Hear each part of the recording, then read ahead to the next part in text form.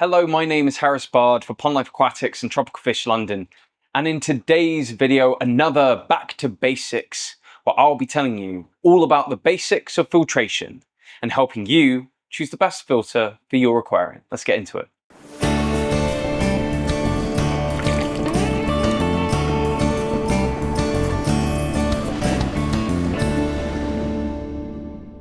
To start off, I think it's important for people to understand why keeping filtration is important in an aquarium. To do that, I've got to explain something called the nitrogen cycle. In an aquarium that has fish and shrimp or anything else that's alive in there, when fish produce waste, they create ammonia. This ammonia is extraordinarily toxic to them. In low or high doses, it can be fatal to most kinds of fish. When you have a filter for an aquarium, this filter gets built up with deammonifying bacteria. This bacteria breaks down the ammonia into something called nitrite. Nitrite is still harmful to fish in high doses, and even in low doses can make them sick. So then denitrifying bacteria then adapt, which breaks nitrites down into nitrates. Nitrates can be used up by things like plants for food, or can be taken out really easily with water changes and regular maintenance. So we now know that the reason why a filter is important is because it takes toxic ammonia and nitrites out of your aquarium and makes it safe for your fish in the form of nitrates. But what are the different types of aquarium filters? There are 4 main kinds of aquarium filter that I'm going to talk about today. The first one, and the one that we use the most here at Pond Life Aquatics, is the sponge filter. Sponge filters are a high density sponge that both act as a physical filtration and a biological filtration. Air is forced down into the stem of them, which then draws water through them and filters the water through the aquarium. The pros of this kind of filtration is that you can easily multiply them. So if you have one air pump, you can run multiple air filters off of them. They are completely safe for smaller fish. So if you are breeding something like guppies that have lots of small fry, air filters won't suck fish inside of them and they'll be completely safe. That goes the same for things like shrimplings. They're also really good for fish that need low flow, like Siamese fighting fish, who don't want to be buffeted around the aquarium but still need adequate filtration. Air filters are really efficient for this kind of aquarium, and it's why you'll often see them in a lot of aquariums, particularly ones like ours, that individually filtrate every single one of their aquariums. The downsides of them is they do take up quite a significant amount of space. They can be somewhat unsightly, and if you are going to keep them in your bedroom, having an air pump can sometimes be a little bit noisy. The second kind of filtration that you should know about are internal filters. Now, this is the most common kind of filter that you'll find because they tend to come alongside an aquarium you buy. When I talk about internal filtration, I'm also going to count back of tank filtration because it works on the same concept. Although back of tank filtration, in my opinion, is a lot better because it has a high capacity. Internal filtration tends to be a power head that draws water through a series of compartments that hold your different components of your filtration and then cycles the water through the aquarium. And these filters come in all different ranges of shapes and sizes and can vary from very inexpensive to quite expensive filtration. Personally, I really like things like the Awaza BioPlus thermos. They sit really snugly into the corner. They have high capacity because they have different compartments that you can fill with any media that you like. And they have a compartment for a heater in the back, which somewhat makes up for the amount of space they use. The benefits of these kinds of internal filtration is they come in all different shapes and sizes and can realistically be fitted to pretty much every single aquarium. There are some low form factor internal filtration pieces like the Awaza BioPlus thermos, which sit in the corner, which don't use up as much space as things like an air filter would. And if you go for a cheaper brand, they can be relatively inexpensive. Some of the cons of keeping internal filtration, they tend to be lacking in terms of how much capacity they can hold for an aquarium. Depending on the brand that they come from, they can be quite noisy, and occasionally they do not come with flow control. So if you get a filter from, let's say, a starter kit that isn't as good as it should be, they might have a set flow rate on them. So they will buffet your fish around and will be completely unsuitable for the aquarium that you have. Third is probably, in my opinion, the most effective kind of filtration. This is external filtration or canister filters. These filters have an inlet and outlet sat inside of the aquarium,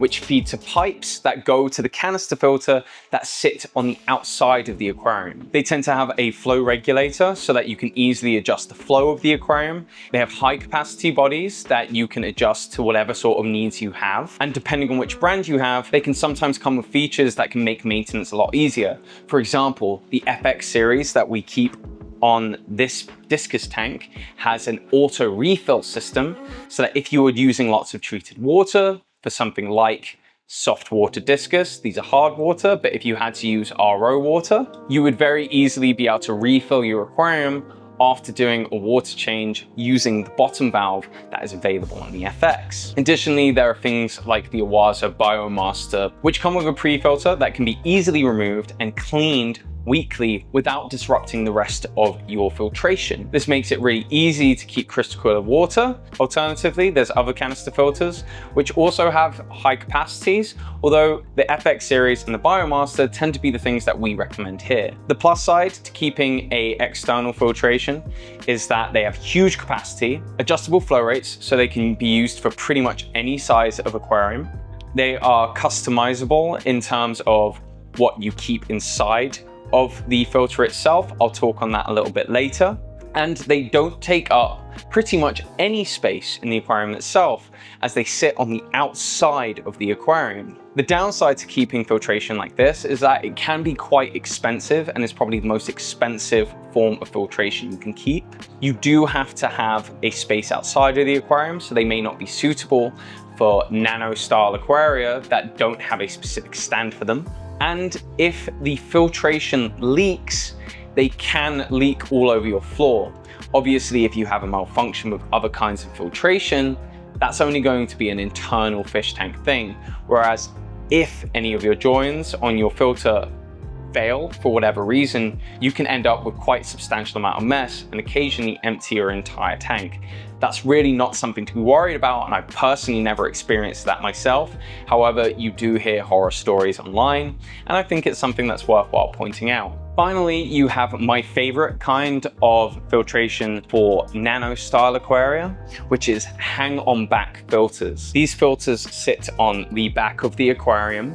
They tend to have higher capacity than internal filtration. Most brands will have an adjustable flow control, and occasionally, like this one on the Superfish Cube 15, they'll have a optional surface skimmer. Hang on back filters will draw water from a spout, much like an external filtration, up into the main body, run it through the filtration system, and then, like this one, have a waterfall almost back into the aquarium itself. Depending on which brand you go for, they tend to have quite a substantial amount of space hanging over the back of the aquarium, which allows for a high capacity, and with adjustable flow, make them ideal mid-grounds between external and internal filtration for things like nano aquaria. As they are sat on the back of the aquarium, they do not take space up inside of the aquarium itself, which make them perfect for aquascaped aquariums, much like this new Cube 15 from Superfish. It means that instead of having to reduce the actual volume of the tank itself that you don't have to do that even in a small aquarium. So the pros of keeping a hang on back filter are that they do not take up any internal space.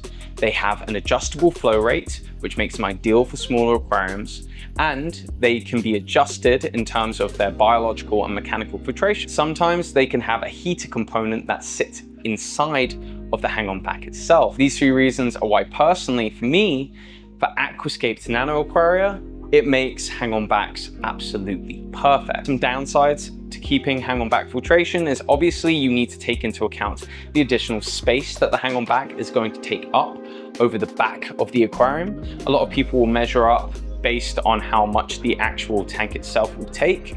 So if you do not take into account a hang on back filter, that can be an issue. Again, similar to external filtration, you can sometimes run into issues with leaking, which can obviously lead to you losing all the water in your aquarium. Again, never happened to me, but you do hear horror stories. I've personally never had issues with hang on back filters. I've heard that some brands do have some sound issues where the impellers can be quite loud. Personally, I've kept 3 different kinds of hang on back filter.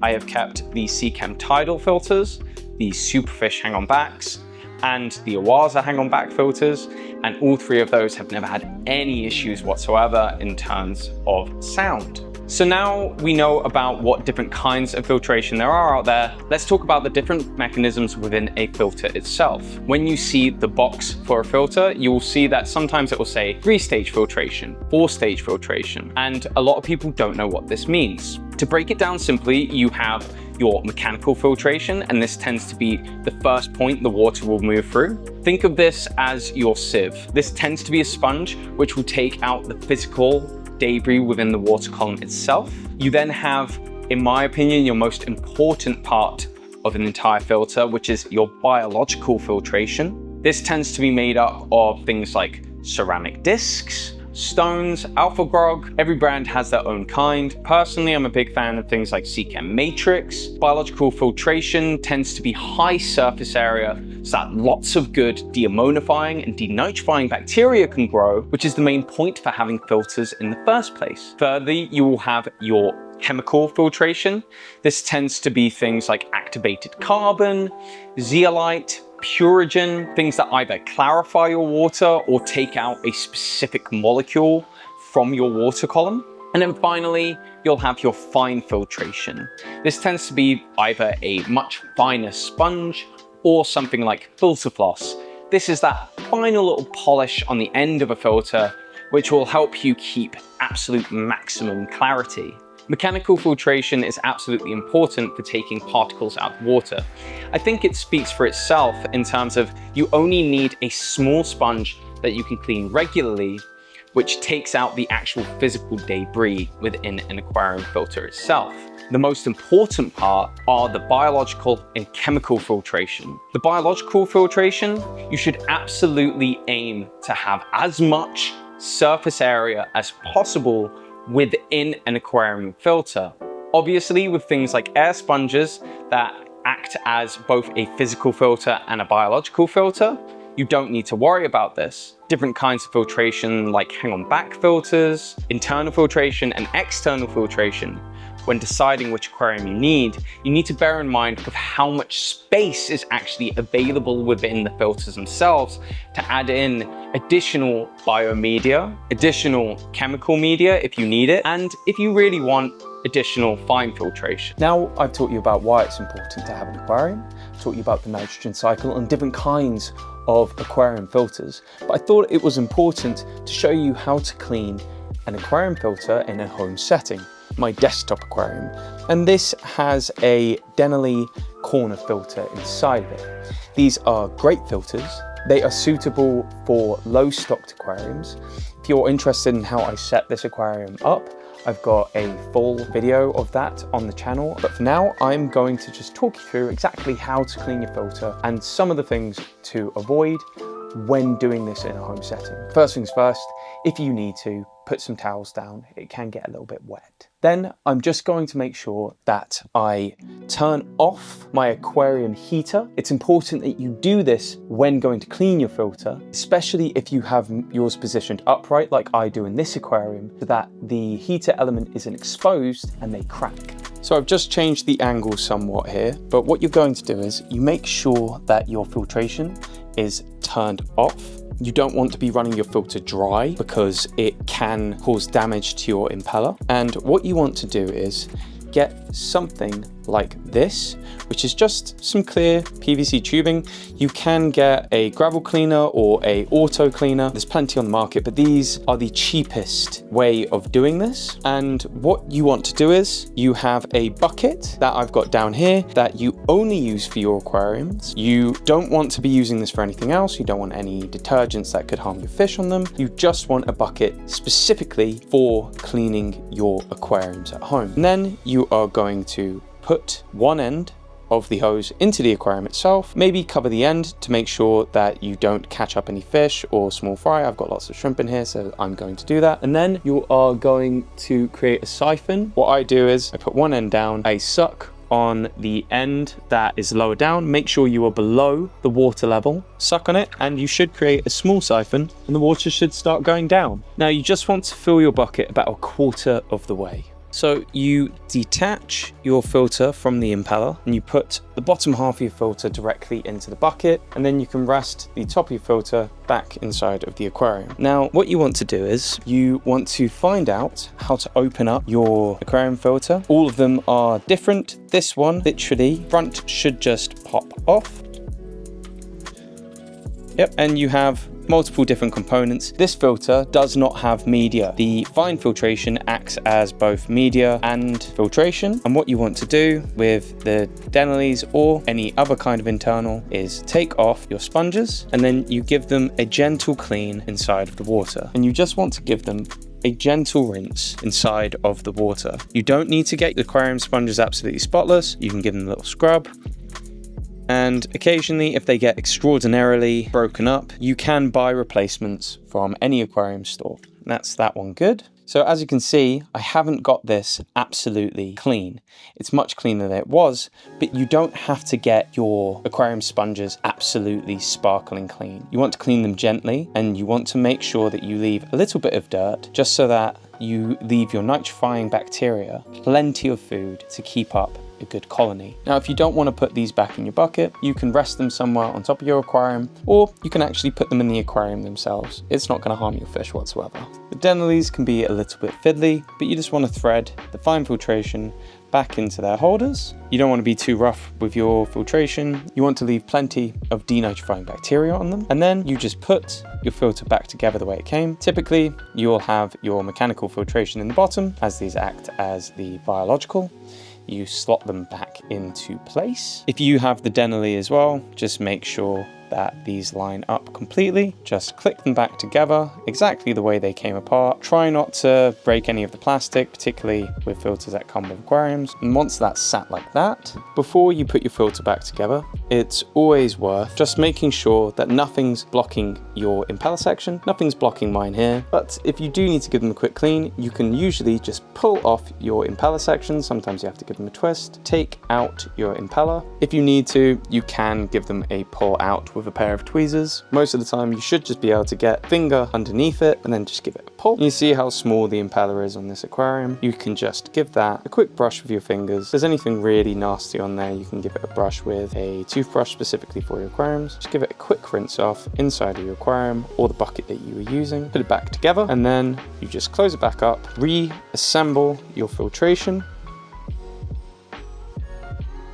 And if you want to perform more of a water change, you can do a bit more of a siphon. You can also, if you have particularly mucky filters, do a second clean of the sponges, although I don't necessarily recommend it, because as I said, you want to maintain that nitrifying bacteria for your aquarium at home. And then this aquarium is ready to refill with dechlorinated water. And once you've done that, you switch your aquarium filter back on, make sure it's running and nothing's wrong. Then turn your heater back on, and that's absolutely it. Here at the shop on our Rainbow Shiners tank, we have an Aquaza Biomaster. And I think it's worthwhile me showing you how to clean a canister filter. And it can also be applied to pretty much any other kind of filter as well. I know I've shown you how to clean an internal filter in a home environment, and this will be very similar, but it's also slightly more complicated and definitely worthwhile me showing you. So first things first, you're going to make sure that your filter is fully turned off at the mains. I've just done that already. With the Aquaza Biomasters, first thing you need to do is you need to set the blue points from lock to unlock. This is very similar on most aquarium filters. They will have a inlet and outlet, and you just want to make sure that both of these are closed before you remove the inlets and outlets, so that you can then clean the internals of the filter. Once you've done that, you should just be able to really easily pop that off, move it to the side. A little bit of water will come out of it. Make sure you got towels down if you're not in a water safe environment like we have here. And then you just want to take your filter out of the cabinet or whichever space it was, and take it to an easier space for you to clean. Now, as I said previously, you should have a bucket that's specific for your aquariums at home. We try not to cross-contaminate in store here, so we will usually not put sponges inside a bucket, but I have disinfected this bucket with Virkon to make sure that there's nothing in there that can be cross-contaminated from other aquariums into this one. And with the BioMaster, it has a pre-filter.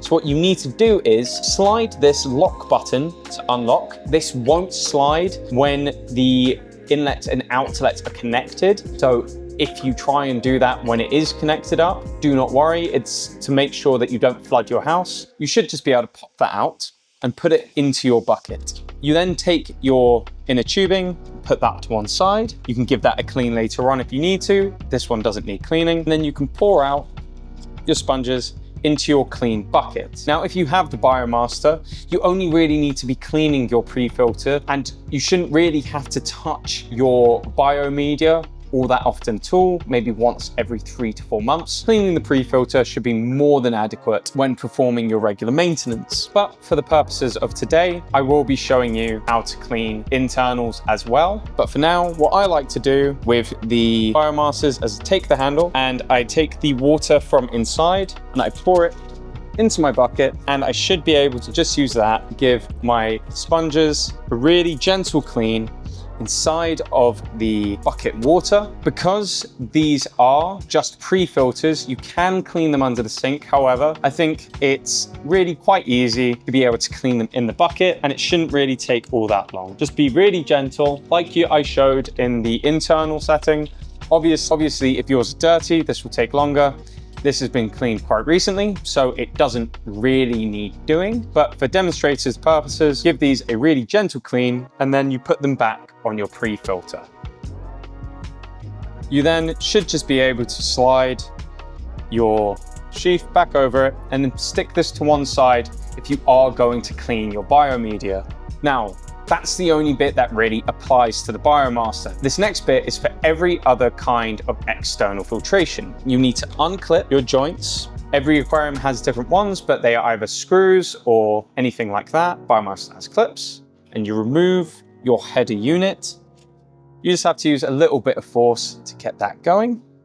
Make sure that you tip that out over your filter. There will be a little bit of water. There's not much you can do about it. Just have towels ready to hand. And then what you do is you take out your media and you can put that inside of the bucket that you're going to clean it in. And as you can see, this one has been done very recently, just for demonstrative purposes. Take that out, put it inside of a bucket. And what you realistically want to be doing is using either the water from inside of your filter itself to very gently take your biomedia and give it just a gentle brush. You do not want to be running these under the tap. You do not want to be too vigorous with them. You just want to get the physical debris off, and then you put them back into their compartments. Obviously, if you need to, you can start a siphon like I showed in the previous section to clean off your sponges. But as this has been done very recently, I'm not going to give these too much of a scrub because I do not want to over clean the filtration. And this is a very good example. If you open your filter and it is very clean,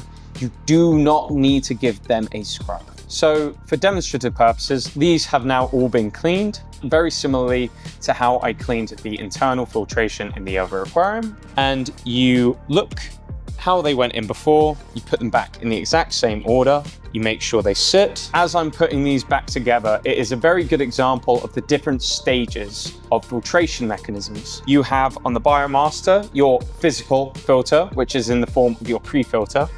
And then inside of the filter itself, you have your biomedia. And then as it moves through, you have your chemical filtration.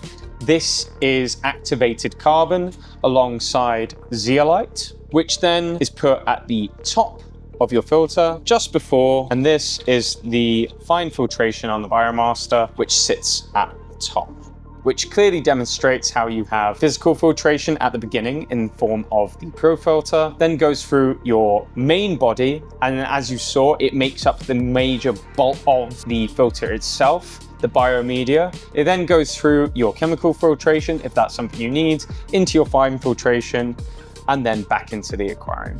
Now, to put this back together, line it up in the position it is, the big hole where the pre-filter needs to sit, clamp them back down, Don't force anything. You do have to use a little bit of pressure sometimes. That sits lovely. You put your pre-filter down, close it up, and then take your filtration, sit it back in the space where it needs to go. You line up the small pegs for the out and in. This is easier on other pieces of filtration where they usually just snap back on, and you just close the locking mechanism. This has a button that you press to start a siphon back into the aquarium itself, and you just give that 10 seconds to a minute to refill, and then it is ready to turn back on. If you have trouble getting your canister filter to restart, then find your impeller like I showed you on the internal filtration and give that a good clean, and then reassemble. And then if you still can't get it to start, and this is going to sound very stupid, give it a shake. Make sure that the water is flowing through via a siphon, whether you have a primer or you haven't. Things like the FX, you have to prime halfway full with water first before turning it on for the first time. With the Biomaster, just keep pressing the button to make sure that the siphon begins, and then barring all of that, turn it on and off again multiple times over the space of about 10 minutes, just to make sure that all of the air is let out of the filter, which is usually the reason for buzzing noises or any other situations like that. Hang-on back filters are extraordinarily easy to clean. You can either leave them running when you do it, or you can turn them off. You just lift up the lid, pull out whatever media and sponges you have inside, and then put them into a bucket, give them a good scrub, return it all back together, return the lid and turn it back on, and they should pre-prime. If you do empty out your hang-on back filter for whatever reason, if you want to get debris that has collected in the base of the filter, although it's not strictly necessary, do make sure that you give your filter a prime, as it will say on the manual for pretty much every hang-on back filter, where you have to give it a bit of water just to start the pump going initially. Make sure you give your inlet a good clean, and then just wipe off any debris that accumulates on the outlet, more for aesthetic reasons than anything. For sponge filtration, and I'll have my dad demonstrate this, we here at Pond Life try not to cross-contaminate. So what we do is we grab hold of the sponge, actually use the water from the aquarium to pull water out. We then give it a brief squeeze, nothing too rough to kill off the bacterial colonies, but just to get the debris out of the sponge itself. And then we return it back to the aquarium. Before I talk to you about choosing the perfect filter for you, I'm going to tell you about some common mistakes I find when people keep filters at home. The first one is buying completely underpowered filtration. This will either be because of some bad advice or an attempt to save money. The filter will not have a good enough flow rate, so it won't be turning over the aquarium quick enough. It won't have sufficient capacity, the amount of biology it actually has inside of it. So you won't have enough of a biological density to remove your ammonia and nitrite at a high enough level for the type of fish you keep. And by doing this, you have a filter that is completely ineffective for the aquarium that you have. Another common mistake is something that seems counterintuitive to a lot of people, which is over cleaning a filter. Even when people use good technique, like cleaning your filter in aquarium water itself, you have acids that naturally build up on your hands, which damage the biological filtration within the filter that you have. Filters should be allowed to have a small amount of dirt in them. This means that there is food for your biological filtration to feed off of, which allows for sufficient deammonification and denitrification inside of your aquarium. If you clean off your filter too much, you actually disrupt these colonies, which means that your filter isn't working the way it should do. Another really common mistake is cleaning your filtration under tap water. Particularly in London, we have a lot of chlorides, which kill off biology. By running your filtration, whether that be your biomedia or your sponge filtration, underneath tap water, you kill off any beneficial biology that you have in there, which effectively resets your filter back to zero. You want your filter to be robust in terms of the amount of bacteria it has in it. And so whenever you clean your filter, make sure you're only using tank water to clean off your filtration, which will reduce the risk of you clearing off all that good bacteria. And finally, a thing that I see quite a lot is people completely ignoring the flow rate of their aquarium, whether this be underpowering the filter flow, meaning that the aquarium isn't turned over sufficiently enough for there to be adequate filtration of the aquarium, or more commonly, weirdly, where the filter turns over the aquarium too much. There are fish like Siamese fighting fish that don't like to be in fast flowing waters, that if you have huge amounts of flow through the aquarium, you are just going to upset your livestock. So which filter should you be choosing for your aquarium at home? Well, that depends on a few factors. How big is your aquarium and what are you stocking in there? Some fish, like Danios, prefer fast flow, while as other fish, like Siamese fighting fish, need lower flow.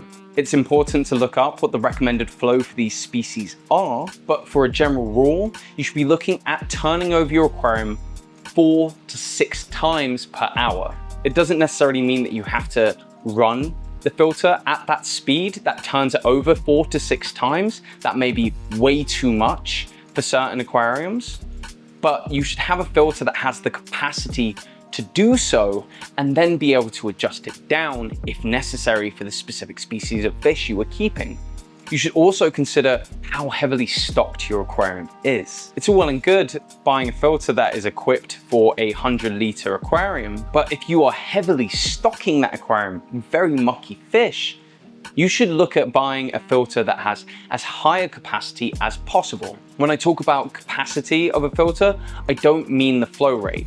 I mean, how much biological filtration does the filter actually have? For example, my aquarium at home, which is a 80-liter nano bow front, has a 400-liter per hour pump on it. This is absolutely adequate flow. I do tend to keep it lower than that because I have fish that prefer slower moving waters, but my actual filter capacity is over 1,000 liters worth of Seachem matrix. When you buy biological filtration for a filter, it tends to give you a recommendation for the capacity of what that media can take. By overdoing the amount of biological filtration inside of an aquarium, you can stock your aquarium heavier than you would if you didn't have that. So now, obviously, that's completely limited in terms of bubble filters, and it's also limited in terms of a lot of internal filtration.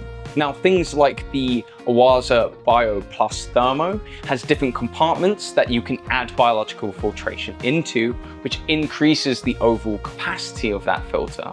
But unfortunately, a lot of filters that come with starter aquariums typically aren't suitable for heavily stocked fish keeping. The filters tend to have a very low space for how much biological filtration they can keep, and therefore simply do not have the capacity to be keeping heavily stocked aquariums. It's why I personally like a lot of the Superfish range, because they always overspec on the amount of filtration you need. This goes the same for the Fluval Flex. The back of the Fluval Flex itself has a huge amount of space to bolster with biological filtration. The Home series of Superfish, the 30-liter home aquarium, actually comes with a filter rated for a 100-liter tank. Although the filter itself isn't huge, it does offer sufficient space to add in your own biological filtration that can help bolster the amount of filtration the actual aquarium has. It's why, for me, keeping hang-on back filters on the back of nano aquariums is so good. Having that huge amount of space for biological filtration allows me to stock aquariums any way I want, obviously within limits. Now, when it comes to larger aquariums, and even some smaller aquariums, canister filters just simply can't be beat. The amount of space that you have inside of a canister filter to bolster with huge amounts of biological filtration means that you can keep much more stocking with external filtration. I personally once had a Fluval 107 on a 30-liter tank. It may seem like overkill to a lot of people, but it allowed me to keep really sensitive shrimp for breeding without me having to worry about my biological capacity. So to break that down, a checklist for the things that you should consider at home. What fish are you keeping? How much space you have? The final thing to consider is what your budget is. If you have an unlimited budget, get an external filter. You'll be able to add as much biological filtration into an external filter for your aquarium as you can. Get the biggest capacity you can to fit in the space that you have. You'll be able to adjust the flow sufficiently and you won't have any issues. If space is an issue, then I would think about keeping a hang-on back filter, particularly if you have a rimless aquarium. I think the Seachem Tidals have probably the biggest amount of space for biological filtration, and you should go for as big a hang-on back as you can fit on a rimless aquarium. If you have a lidded aquarium and hang-on back isn't fit for purpose, then you should get the biggest internal filter that you have. I will personally recommend using the Awaza Bio Plus range because they have a tight form factor, lots of customability, and an adjustable flow rate, while also reducing the amount of space you need for a heater inside of the aquarium. And then if you have a large fish room that needs lots of filtration like this, or you were keeping things that have fry, then obviously keeping sponge filtration is absolutely adequate. Sponge filtration is absolutely fine for most aquariums. It's just for me personally, I don't like the unsightliness of them, and I feel like they don't fit in for a lot of aquascaping work, which is why personally they're not for me. However, I know plenty of people who keep huge amounts of air filtration in their aquariums with absolutely no issues whatsoever. Now, I've told you about the nitrogen cycle, the actual act of fish waste being broken down from ammonia into nitrite and then into nitrate. But what does that actually have to do with an aquarium, and why is it important, particularly in the beginning of an aquarium? So this is an aquascape that I've done recently in store, and it is in the process of cycling through. What does cycling actually mean? It means that the filter that is in the aquarium itself is building a denitrifying bacterial colony to break down the eventual fish waste that will be introduced into the aquarium in the form of fish or shrimp, that then can effectively break it down into nitrite and nitrate without causing a massive crash or deaths. The most typical way of doing that is a non-fish start aquarium, where you fill it with tap water, put dechlorinator inside of the aquarium, and then start off with a biological booster.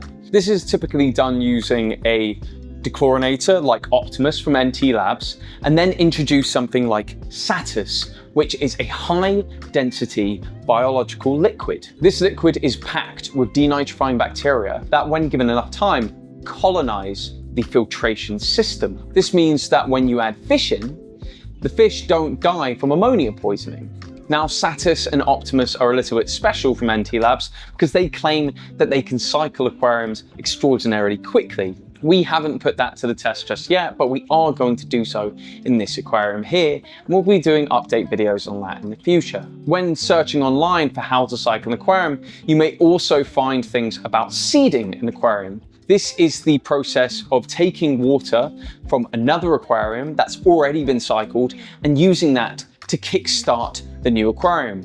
You can also take biological media from another aquarium, or if you'll have sponge filters, literally squeezing dirty water into the aquarium itself, and this will very rapidly colonize the filtration system that's in the new aquarium, meaning that it's cycled almost immediately and means that you can keep fish a lot quicker. Final way of cycling an aquarium is a fish in cycling. Once you have the aquarium set up, you have used the chlorinator to completely dechlorinate the water that you've added in from your tap. You add in your biological booster, and then you add in some very hardy fish, but only a small amount of them, something like a zebra danio or white cloud mountain minnow, and you allow them to produce the fish waste that feeds the denitrifying bacteria. When you do this, you allow for the denitrifying bacteria to build up slowly over time. You have to keep a very close eye on the fish inside of the aquarium to make sure they're not in distress, because it can cause ammonia spikes and it is not recommended for beginners by any stretch of the imagination. The final thing to say about cycling a new aquarium is that you should really use a high quality water tester whether that be a drop kit like the NT Labs water test kits or API water test kits, where you can keep a close eye on the amounts of ammonia, then nitrite, and then finally nitrate inside of your aquarium. And over time, you should be able to see the nitrogen cycle taking place. When you first set up the aquarium, you should get very neutral readings because the water is fresh, there is no ammonia inside of the water itself. And then slowly over time, as organic matter gets broken down into ammonia, you'll see that spike and then come down. And then you'll see your nitrite spike and then come down. And finally, you should see your nitrates begin to settle at a stable point. At this moment, you know you have fully cycled your aquarium and it is safe for you to keep fish or inverts. For most beginners, I would recommend cycling your aquarium slowly over the space of 2 weeks to a month to allow good bacterial colonies to build up, and then you don't need to worry about your fish's well-being once you add them to the aquarium itself.